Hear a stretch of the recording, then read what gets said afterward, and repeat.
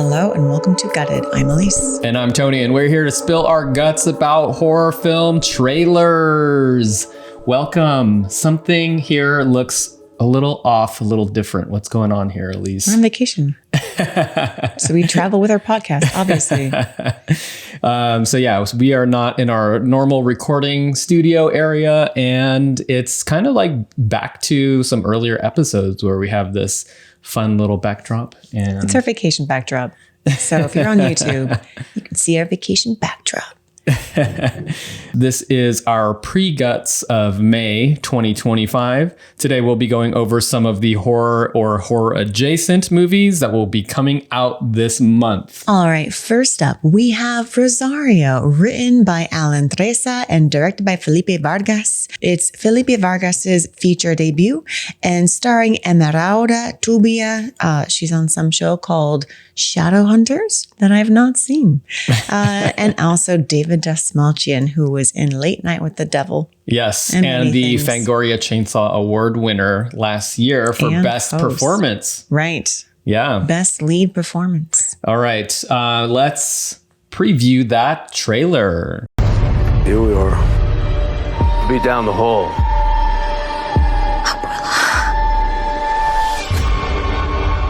What happened to you? May I help you? You must be the famous granddaughter. I could hear her through the walls, praying and praying for your dreams to come true. What the hell were you into? Palo is a religion that invokes spirits of the dead. Cobayende, collector of the dead. Once the terms are met, Cobayende will come to collect.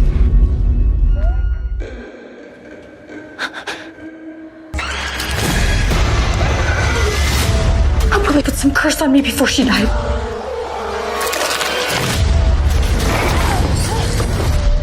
You're not leaving, are you?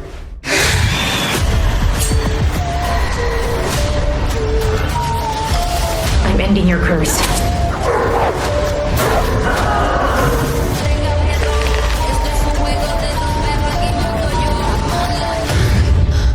What do you want from me?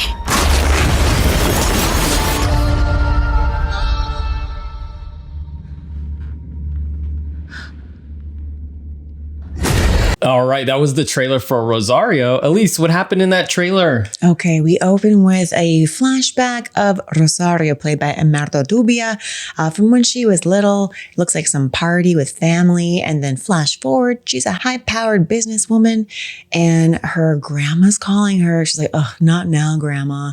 She lets it go to voicemail. She's screening her grandma's calls, and then her grandma calls her again, and she's walking through a blizzard. She's like, "What, grandma?" And she briefly hears your grandma's voice, and then it cuts to some male voice saying, "Your grandma's dead." She's like, "What?" So she goes to her grandma's apartment, and he's like, "Yeah, she died." She's like, "How'd she die?" And her body's still in the apartment with a tarp over her. I'm like, ew, no one gathered this body? I feel like it was in the apartment, right? Yeah. It was not in a city morgue or anything. It was like, she's in the apartment, come get her. And she's like, "Oh, grandma, what happened?" Her body looks desiccated and old and rotting. How long has she been dead? Which begs the question, who was calling her from her grandma's phone? Interesting.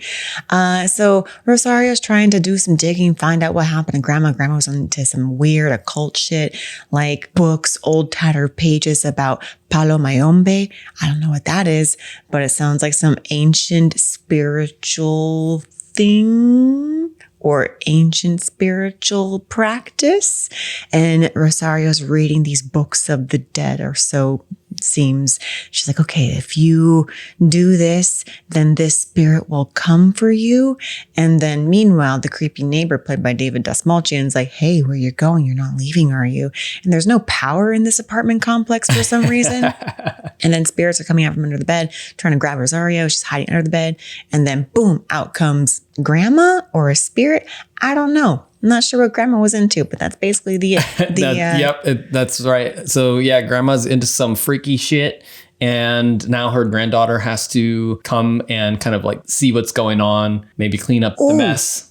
Ooh, also, I think David Dastmalchian said that I could hear her praying through the walls. She wanted you to have a successful life. She was always praying for you to have success. In the trailer, there's also the like, you can deny your roots, but you can't escape them. Yeah. So something about like this connection to her past and her heritage, like something that was important for her grandma, that she's like, you know what? I'm just going to go be a high-powered businesswoman. I don't need any of that cultura. But little does she know that her success is due to her past and her grandma's. Okay, it sounds like we are getting into predictions a little bit. So, kind of. Well, I'm just kind of gleaning from what I've seen in the preview. It looks like all of her success, she tried to distance herself from her past and from her culture, but all of her success is due to her culture. She can't escape it. And she's going to figure that out throughout the process of figuring out what grandma was up to in the apartment complex. And then I think in the end, she will embrace her past, embrace her culture. It's not going to be scary as we thought. It's actually more comforting. So this, what she discovered, Palo Mayombe, and this spirit that was going to get her is actually helping her. And she's going to embrace and be like, all right, I'm okay with this. Thank you for my success. I appreciate it. And I'm going to go further and be even more successful because I've embraced this part of my past. So you're saying it's like a scared straight kind of tactic? Like grandma's like, you know what? I know that you're a high-powered businesswoman and all, but you really need to get in touch with your roots. So I'm going to scare you straight by conjuring up some evil spirits. And then I'm going to die and rot in the apartment. And then when you have to like come get my body, then you will learn your lesson. Yeah, you'll learn your lesson, but it's still out of love. Like, don't worry, I'm not going to scare you forever. This is just so you can be like, you know what? Don't be so ungrateful. You've been very ungrateful and distancing yourself from me and screening my phone calls. That's not cool. Yeah. Because I'm not going to be around forever, and I wasn't. Now I'm dead, but I'm still going to get you. What do you think is going to happen with David Dastmalchian's character? Like, what's his role in this whole thing? They're trying to make it seem like he's the bad guy. I don't think he is. I think maybe he was the caretaker of the message that grandma wanted to impart. Just like, hey, neighbor, we're cool. Like, we share sugar and coffee dates. And I just want you to keep making sure that this stuff is present for when Rosario comes to see my desiccated body. I want you to make sure she gets this message. Okay. So he's more of just like a conduit or like more like a messenger, but he's not any kind of evil entity or force. He's just the messenger. I'm going to predict that there is something sinister about him. So he hears something through the walls. Maybe he like neglected or failed to help the grandma. And then because of that, she started going wild, conjuring up all kinds of different folklores and spells and Mayan traditions, maybe doing some like animal sacrifice in her apartment. And because he turned a blind eye, yes, going back to that, we haven't had that prediction in a while. The Saw prediction. Because he turned a blind eye, he is responsible for the evil spirits taking over grandma. Huh. It's the neighbor's fault? I don't know. Fair. Honestly, like I wasn't really sure what was going on in the trailer with David Dastmalchian's character. He is probably a lead, maybe has something to do with it. And I want it to be a little bit more than just like he's the messenger. See, I think he's like a red herring. Like you're supposed to think that he's evil because I'm just like, that wouldn't be fair for the neighbor to be punished because you try to do your neighbor due diligence and ignore your neighbors like we all do in big, noisy apartment buildings with thin walls. Yeah. Like it's not our responsibility. Okay, then maybe he's going to be a pivotal person in solving like whatever this curse is and reversing the curse because he has heard things through the walls. So maybe he has all of the information. But he's probably like a reclusive guy. Yeah, he just wants to live his life with his cat and eat some macaroni and cheese late at night and binge watch a series called Shadowhunters. Except I don't think he's watching any TV because the apartment doesn't have any sort of electricity. So yeah, he just sits in there with his cat. He's got his own private Jenny, his own like little generator, and he's not sharing. And maybe that's one of the messages is that as a neighbor, you should really share your wealth. Like if you have power and your granny neighbor doesn't, give her some power. Ooh, okay. What about if it's sort of like a Candyman Candyman situation where you open your bathroom mirror and there's like a whole other room that you didn't know about it. So the two apartments are connected, and David Desmalchian sinisterly starts putting little like curses around for Granny to stumble upon. And Granny's like, I'm making my recipe for whatever, and accidentally reads the Book of the Dead. And now all of a sudden she's got some Evil Dead shit going on. Like, he doesn't want to read the Book of the Dead. He knows if you read the Necronomicon out loud, then bad things will happen to you.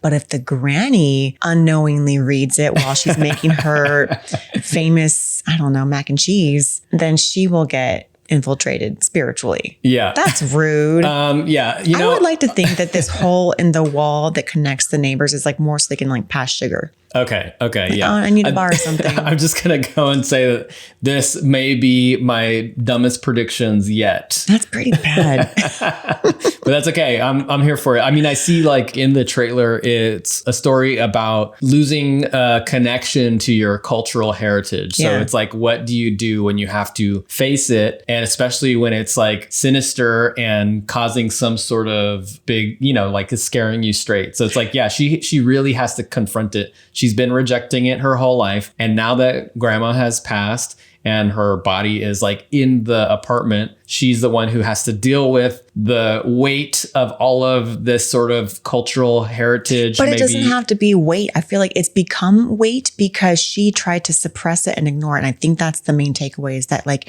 if you try to suppress and ignore your past and your roots, then that's when it's going to come back at you and be a negative. But if you just embraced it from the first place and let it be part of you, then you would see that your success is because of your past. Well, that's what I'm trying to say. It's generational trauma, right? Yeah. But maybe the movie's message, this is my prediction for the movie's message, that generational trauma doesn't have to be trauma. It can be a source of generational strength. Exactly. And if you embody it, if you accept it and don't reject it and just forget it and you deal with it, then, you're going to be a better person. Yeah. And then you'll be a double CEO. Double CEO. All right. I think we have this one figured out. Let's check out the poster for this, for Rosario. You can't escape the curse. So yeah, that kind of goes along with a little bit of our prediction. Yeah. It says you can't escape the curse, although I argue it's not a curse. And that's part of the reveal, is that it's not a curse. It's a gift. So we have Rosario. She's looking up into a beam of light. It looks like she's praying, and grandma's old rotting hands with spindly fingernails are grabbing her by the neck or the jawline, forcing her or caressing her, like, yes, maybe pushing her into the light. Like, they're kind hands, but they are rotting, they're ugly, and they're gross. She is also clutching a rosary. Oh, she is. Rosario. Yeah. For Spanish. You thought rosary. It was just about Rosario Dawson. We thought it was just a name, but it's double. It's her name and it's also the rosary. That's the key.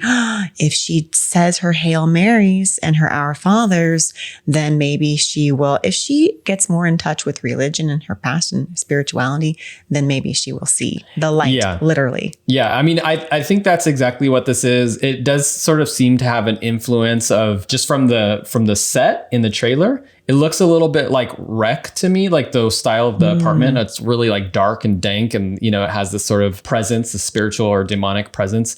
And then also just like the way that grandma looked, maybe an influence of Evil Dead. And this kind of leads me to that, because this kind of reminds me of the Drag Me to Hell poster a little bit. Mm-hmm. I mean, I could be misremembering, but something about this just screamed Sam Raimi to me. It does look a little Sam Raimi-ish. Yeah, I agree. What kind of merch do you want from this poster? I'm going to get some Grandma Monster hands. These look pretty hands. Cool. Yeah. And maybe with like a matching rosary. Yeah, okay.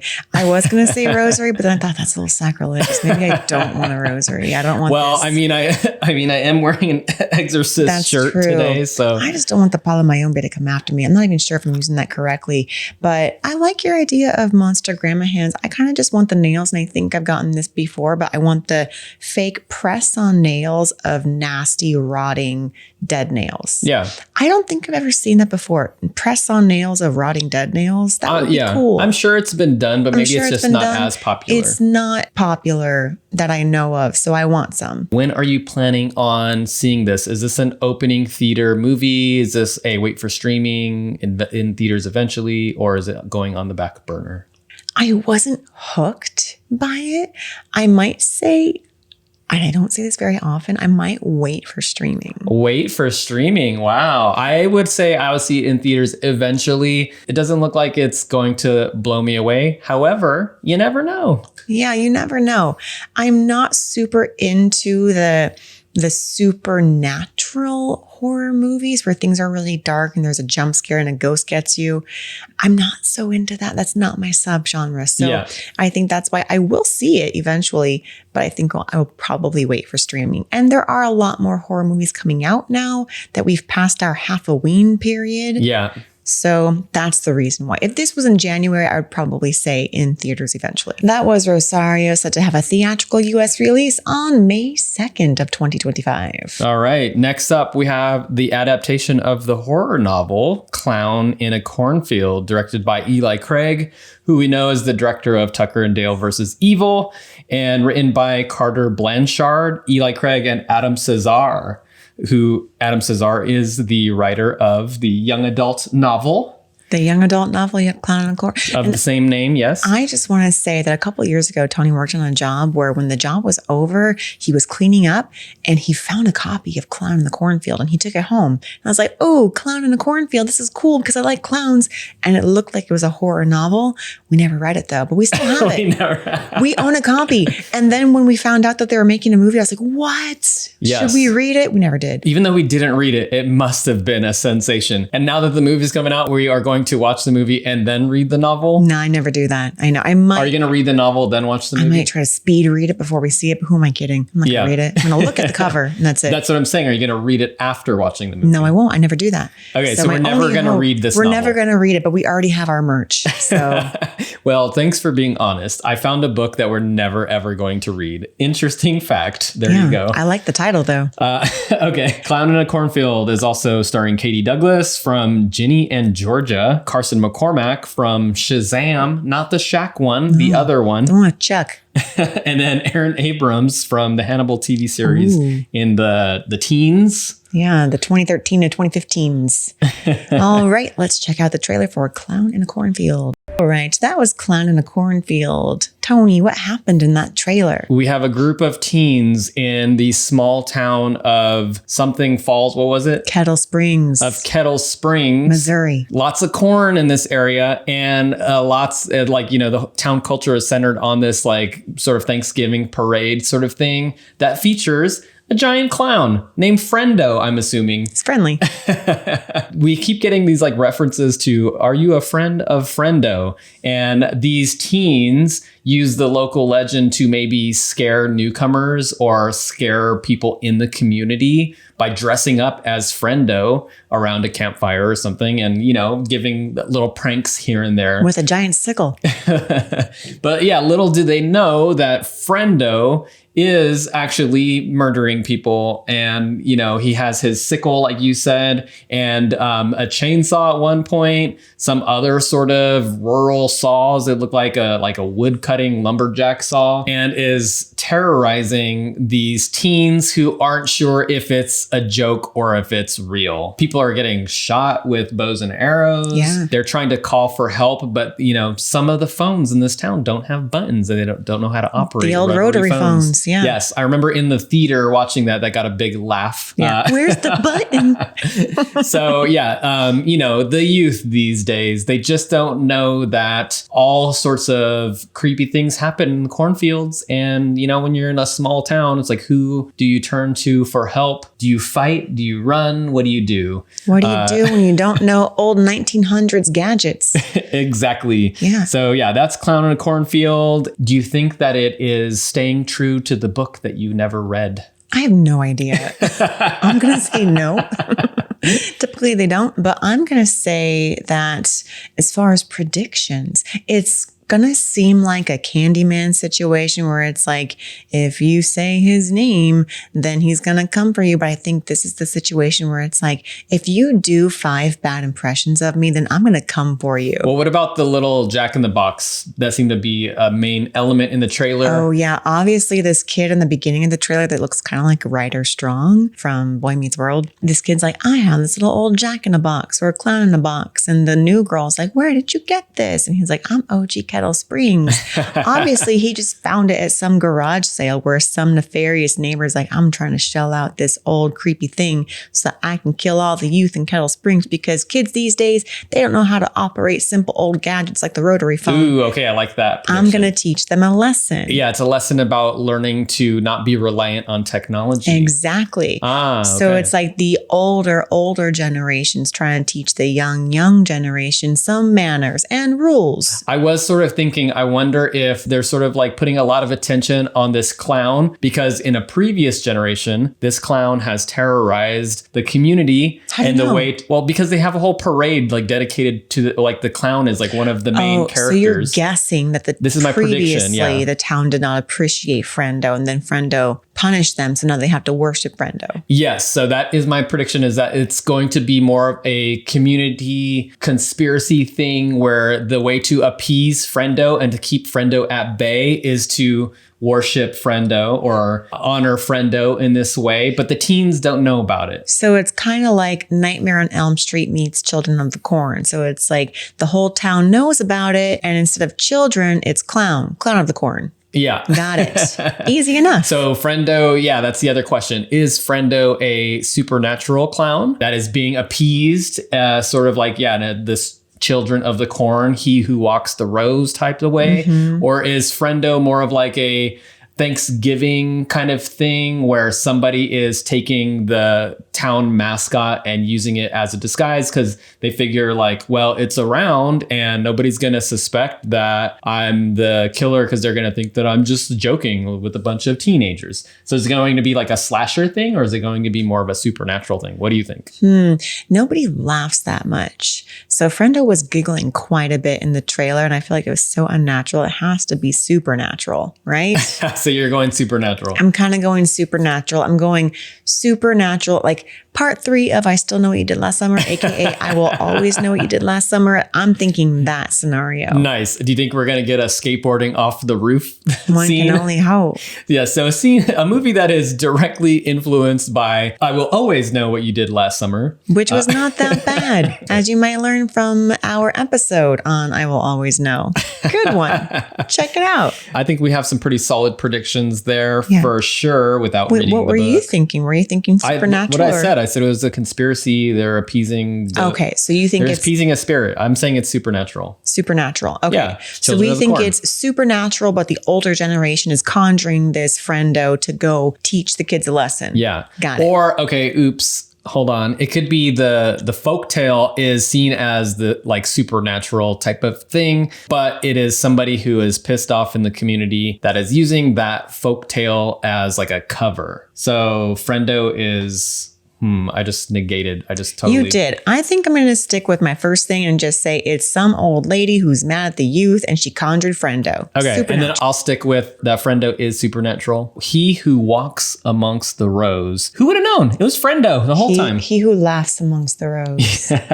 All right, let's check out the poster for Clown in a Cornfield. Are you a friend of Friendo? I don't know. Aleece, are you a friend of Friendo? So yeah, Tucker and Dale versus Evil. We didn't really talk about that as the director. Ooh, okay. So it's going to have some comedy. I did enjoy Tucker and Dale versus Evil. It is a nice subverting the slasher genre. Maybe this is going to do that as well.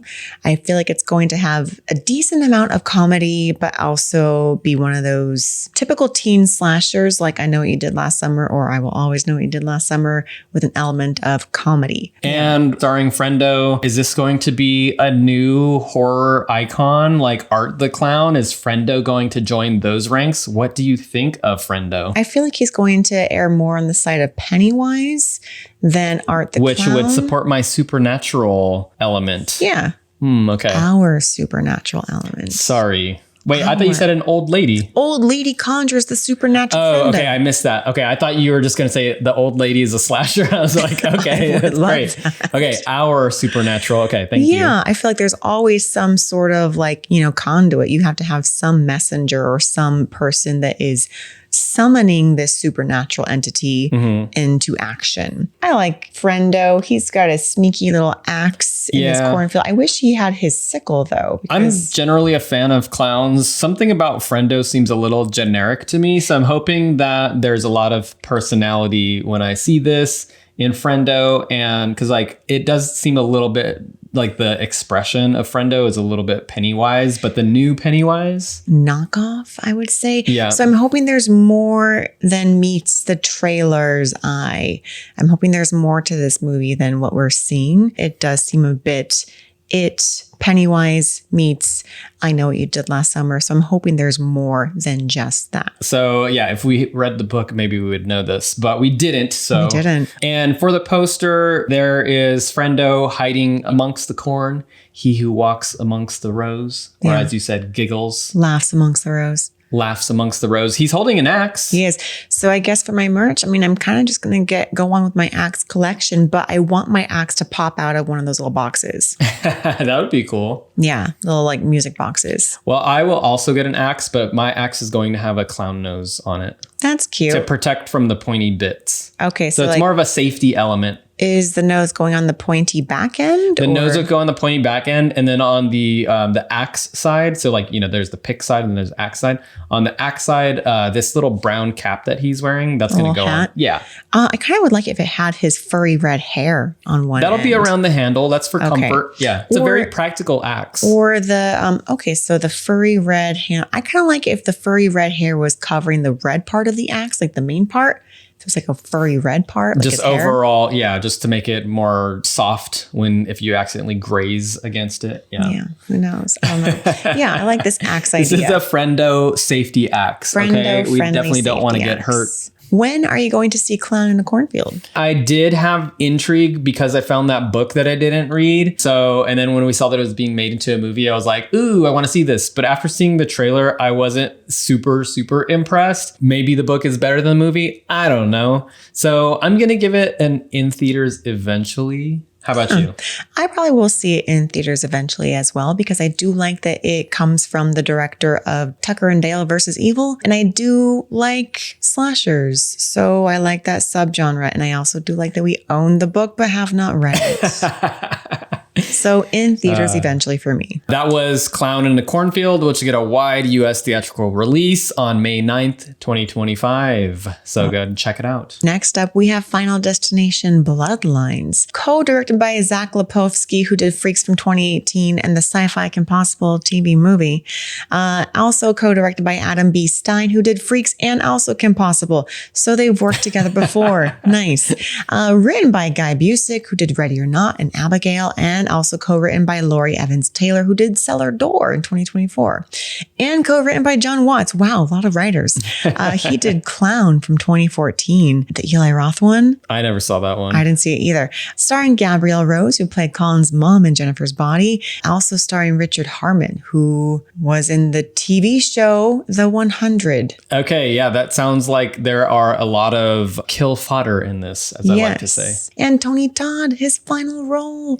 Rest in peace, Tony Todd. Let's check out the trailer for Final Destination Bloodlines. I always knew this day would come. I got it. I don't think you got it. I held him off for years. Charlie! Get up here! He's a relentless son of a bitch. Won't stop till he finishes the job.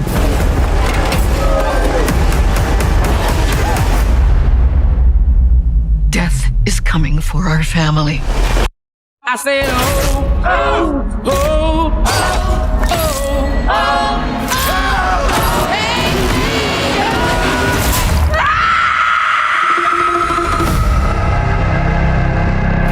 Grandma, what's happening to us? Years ago, I had a premonition that started it all. I saw what death was about to do.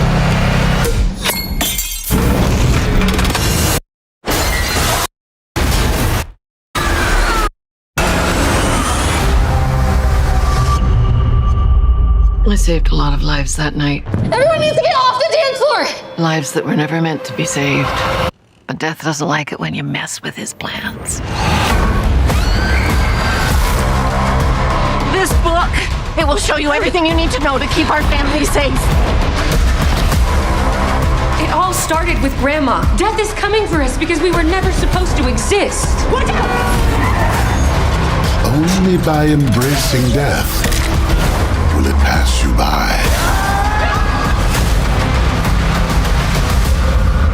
Maybe death's not actually coming for our family.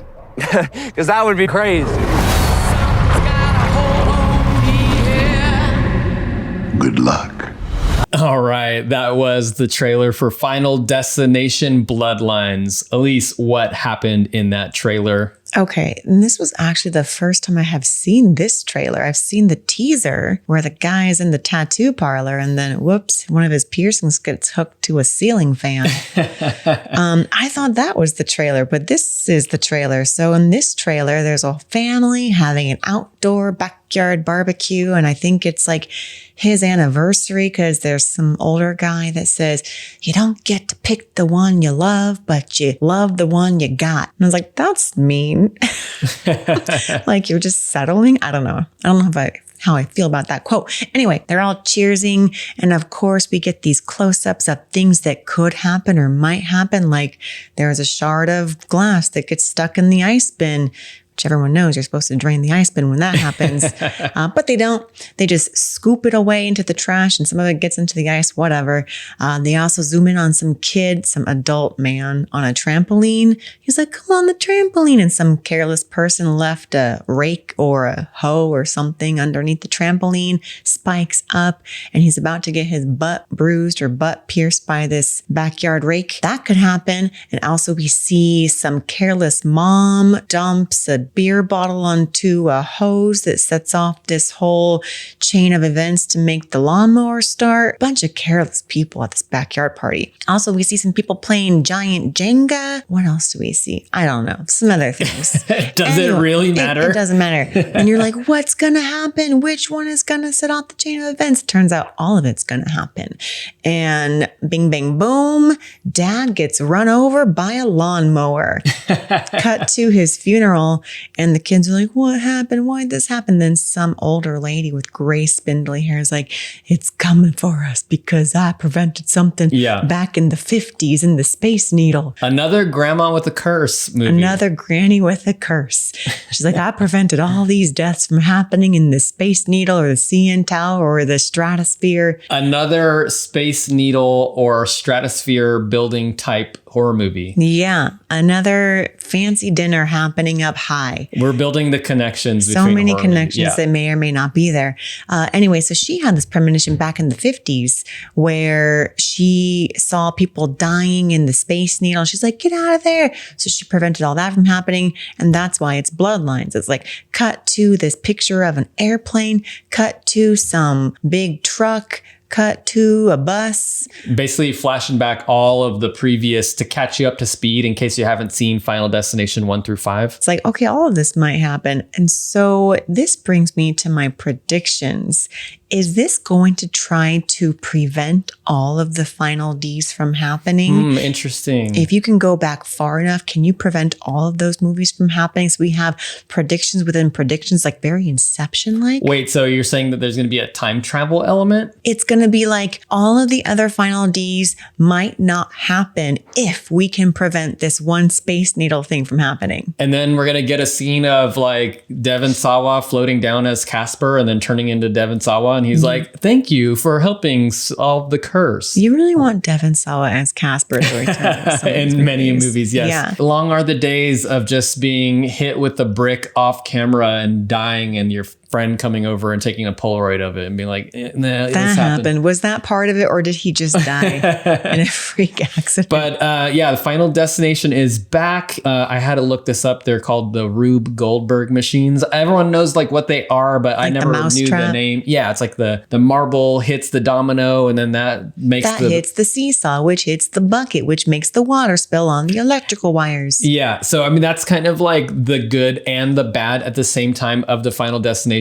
series. It's so unbelievably cheesy and it's just all about like this thing hits this thing and then this, but it's also like what makes it fun. Yeah. Because you're like, what's gonna happen? And in the later movies, it's like this thing setting up something and this thing setting up something, you know, it's all gonna come together. And that's exactly what the trailer did for me. Is just like, okay, they're taking it to the next level, to the extreme. Yeah. It's kind of like the Saw movies. You have to keep moving up and getting more extreme or else what's the point? And I have a feeling that they are not, this is my prediction, they are not going to be able to cheat death. Death is one of those things like the devil that you cannot defeat in a horror movie. So it will be able to go on. You know how they reboot the Scream series and it just keeps going and going and going? New generation of Final Ds. It's going to be the same for Final D, yes. But the thing is, in the Final D movies, you can never cheat death. Hardly anyone actually cheats death. Even the characters that last until the next movie, they die either off screen, immediately, or at some point in the next movie. I don't think there are any characters who actually make it in the end, unless it's like one of the lesser known Final Ds where they just couldn't get that person again. Yeah. But we do get Tony Todd, and he has some nice lines. And the very last line of this trailer is like, "It's back." I don't know. What does he say? I can't remember. But I mean, I think that, our prediction of everybody dies, that's pretty much it. Yeah. And that's not really stray from the other Final D movies at all. So it's kind of like Final D, the next generation. This Bloodlines thing is probably going to be like, we've overcome the Final D curse and our family has survived, even though we've cheated death. But it's going to come for your offspring. Gonna get you eventually, which makes me think like usually Final D or the death in these Final D movies works a little bit quicker than letting you become an old lady. Because at a certain point, if she actually got to be an old lady, when she dies, isn't it just dying? That's what I'm saying. It's like she is the one who cheated death and she thought she survived, and she did survive. But little did she know, she's passing the curse on. She's passing it on. So I think actually, by the time that this old lady dies, I think it's just a form of dying. So I'm going to say she actually wins. She's the winner. All right. She's the winner. Very good. Very good prediction. The prediction is that Grandma is the winner. Grandma's the winner. Said. All right. Let's check out the poster for Final Destination Bloodlines. Yes, we have the Space Needle, I believe. Or is that the CN Tower? I'm going to say it's the Space Needle. Space Needle? All right. My knowledge of Space Needle or stratosphere-like buildings is mediocre at best. And because it is obfuscated, is that a good word? Yeah. With an explosion blast of a skull, which is a pretty cool image, then I don't know if it's the Space Needle or the CN Tower. Yeah. I'm going to just go with Space Needle. Let's say Space Needle. Yeah. And, I need to backtrack or correct something. They could possibly be in the 60s, not the 50s. It's probably more of like a back in the 60s time period. Yeah. Which makes this lady very old. What do you think of the poster? Poster's great. My merch that I want is a tiny Space Needle blowing up. Like a Space Needle shot glass? Ooh, that would be fun. That you fill up with ice that looks like shards of glass? Ooh, okay. A Space Needle shot glass. Sounds good. Filled with Fireball. What I'm going to get is this image printed on the back of a truck that has a bunch of logs. Carrying on it. So it's like I'm going to get a full-size truck with a bunch of like full-size actual logs. Yeah. And I'm going to get one of those car wraps. Yeah. And it's going to be this. So it's like bringing back the old and the new. Just terrifying anybody that tries to tailgate you. And no one's going to tailgate me. And I'm also going to have a new vehicle because my car is probably not going to last that much longer. It's kind of old. Side note. So yeah, I'm just saying I want a new car. All right. Anyone who wants to give Tony a new car out there, let us know.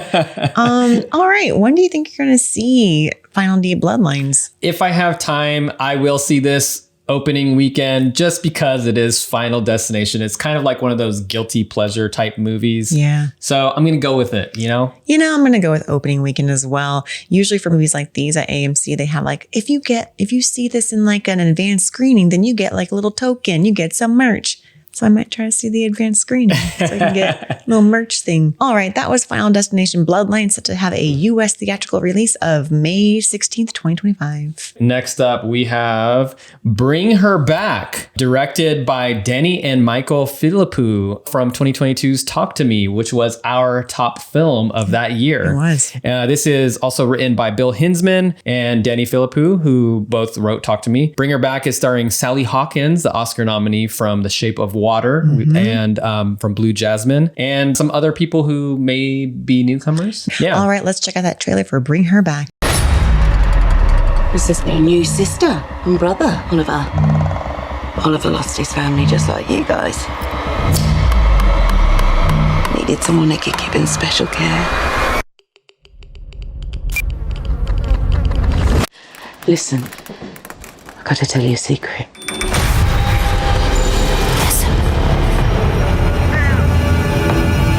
It's back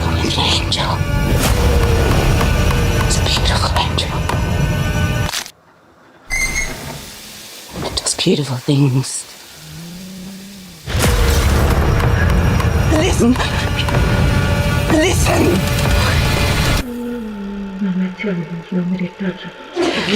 Listen. Listen. Some people believe the spirit stays in the body for months after death. It's working! We can bring her back.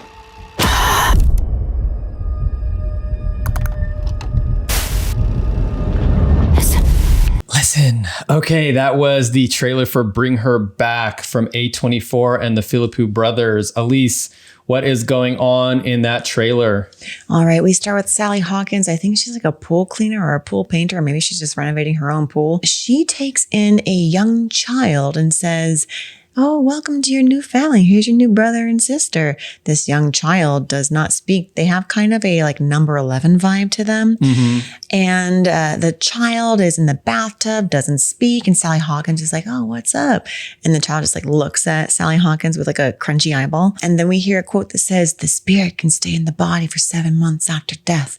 Let's bring her back." I think that's the child's mom that died. And that's why Sally Hawkins took in this child. Child's being weird, bloody, eyeballs. Sally Hawkins makes some circle imagery on the mirror, on the window. And I'm thinking this circle imagery is going to culminate into a spiritual ritual to bring back this child's mother. And that's it. And you know it's not going to go well. You just know not going to go well. So even though the spirit is in the body for 7 months, even though you bring her back, might not be the same person.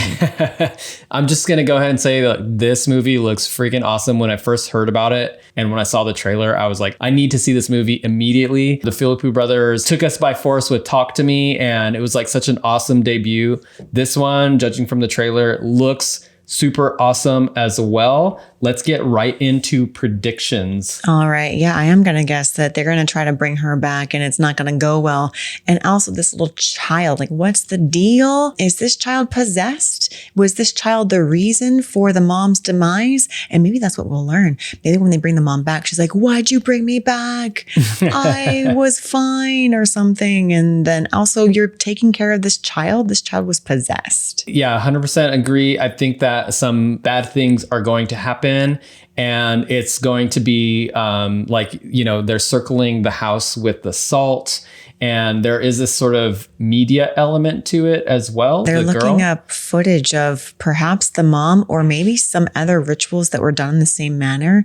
And so it does have like a Ring quality to it. It's like The Ring is what it reminds me of. I was seeing definitely The Ring. I was definitely seeing like some Hereditary vibes for sure. I was thinking like, is this going to be some sort of thing that has to do with like media? Who knows? But we're running out of time because our battery is not charged and we didn't bring one with us on vacation. So let's get going to the poster. Ooh, what do you see, Tony? This poster looks amazing. I already know what my merch is going to be because I looked at this before. My merch is going to be Bring Her Back contact lenses. Ooh, that's I want these cool. really cool contact lenses. Yeah, I kind of want a necklace that's like this ring, this red ring, and maybe like creepy eyeballs at the end of the necklace. Yeah, really cool poster. Very excited for this movie by the Philippou brothers. I thought their next movie was going to be Talk to Me. Talk to Me. That would have been cool. Maybe this is Talk to Me and that'll be like the reveal. This is Talk to Me.